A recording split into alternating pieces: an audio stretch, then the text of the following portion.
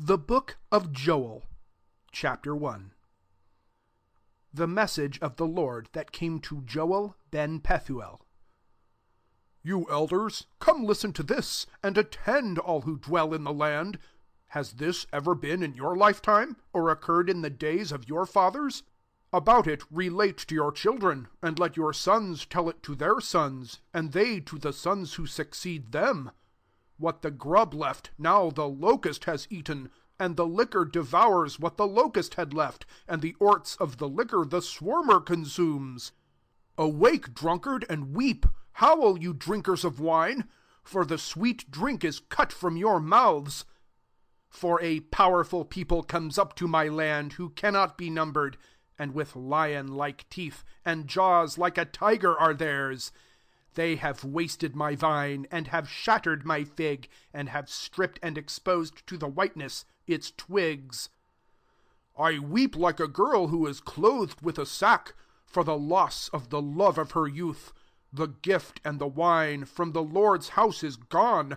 The priests perish who wait on the Lord. The field grieves, the ground mourns, for the corn is destroyed. The wine bunch is dry, and the olive tree pines. Faint plowmen and vine dressers wail, for the barley and wheat harvest dies from the field. The vine is scorched up, and the fig tree droops down, and the ryman, the palm, and the plum, with all trees of the field, are dried up, and pleasure is burnt from the children of men. Come, gird you and mourn, all you priests. Let who serve at the altar bewail. Go, lie down in sackcloth, you servants of God. From God's house is withheld bread and wine. Proclaim fasts, preach restraint. Let the elders collect, all who dwell in the land, at the house of the Lord, and cry to your God, to the Lord. Alas, for the day of the Lord has come near, and from the Almighty destruction has come. Are not our victuals cut off in our sight, and laughter and joy from the house of our God? The seeding is withered, pants under the clods, the grain stores are ruins, the corn has decayed. How the cattle are groaning, the flocks in the sheep pens are weeping, for they have no food, and the sheep flocks are wasted. So I cry to you, Lord, for fire burns up the grass on the pastures, flame has burnt all the trees of the land, and to you low the cows in the field. For the springs of the brooks are run dry, and the fire has burnt up the grass of the pastures. Chapter 2. Blow the trumpet in Zion, arouse my holy mountain. Let all tremble who dwell in the land. For the day of the Lord marches on. It comes near, a day of thick darkness and gloom, a day of black clouds and of blackness, like darkness spread out on the hills, a numerous people and mighty. Their like has not been from of old, nor after them will be repeated, to the years of the ages on ages. Before them a fire consumes, and after them bright flames are blazing. The land like a garden of Eden before, and after a desolate desert, and there is no refuge against them. What terrible horsemen they seem! Like chariots onward, fierce rushing with a crash on the top of the mountains. They crackle like roarings of flame, like fire devouring the stubble, like a powerful army when charging in war. The nations before them all quiver, all faces before them are livid. Like heroes they rush on their way, they mount up the wall as do warriors, advancing each one in his rank, and who never break out from their line, or any one jostle his fellow. They boldly march straight on their way, and from the artillery shrink not. They charge to the walls of a town, they rush on approaching the buildings. Like robbers they climb to the windows, before them earth trembles, skies shake. The sun and the moon put on mourning, the stars also cease from their shining. Thus the Lord utters his voice at the head of his army. His encampment is spread very wide, and his order works very strongly. And great is the day of the Lord, and terrible. Who can abide it? But now, says Jehovah, return, and with all your hearts come near to me, with fasting and weeping and grief. Tear your hearts, and not only your robes, and return to Jehovah your God. For he has compassion, is kind, slow to anger, and great in his mercy, and it grieves him to punish the sinful. Who knows but that he will turn back and leave us a blessing behind, of bread and of wine for our life-living God?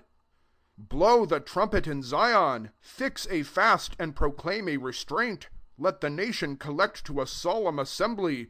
Bring up the old and collect all the young. Bring out the child at the breast, with the bridegroom and bride from their chamber, and weep at the porch and the altar, you priests who attend on the Lord. Let them cry, O Lord, pity your people. Give not your estate to reproach, for the heathen to govern among them. For why should they ask in the heathen, what has become of their God?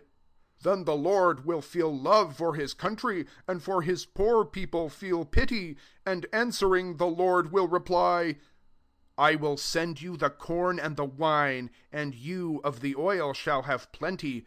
You shall not be a scorn to the heathen, but I will drive from you the Northmen, and expel to a desert and waterless land, with his van to the sea of the east, and his rear to the sea of the west. And his stink shall come up, and his stink shall arise, although he has done mighty deeds. Fear not, my country, but laugh and be glad, for the Lord can accomplish great things. Fear not, you herds of the field, for the herbs of the pastures shall spring, and the trees shall be loaded with fruits, and the fig and the vine give their wealth. Let the children of Zion be glad, and rejoice in Jehovah your God, who will give you the rain by its law, and pour for you plentiful showers, and the rain of the spring as before, and fill up your garners with grain, and pour out wine and oil for your cellars, and repay you because of the years that the locust and liquor and gnar and grub have devoured.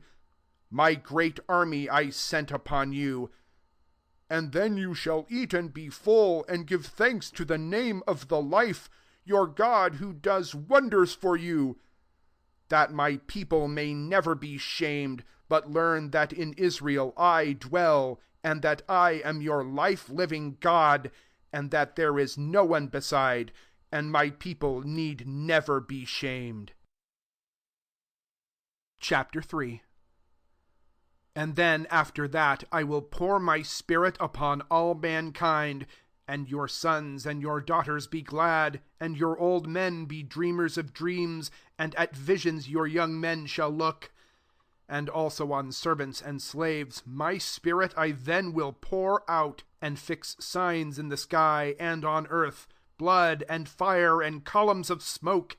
The sun shall to darkness be turned, and the moon shall be changed into blood, ere the day of the Lord will arrive, that great and that terrible day.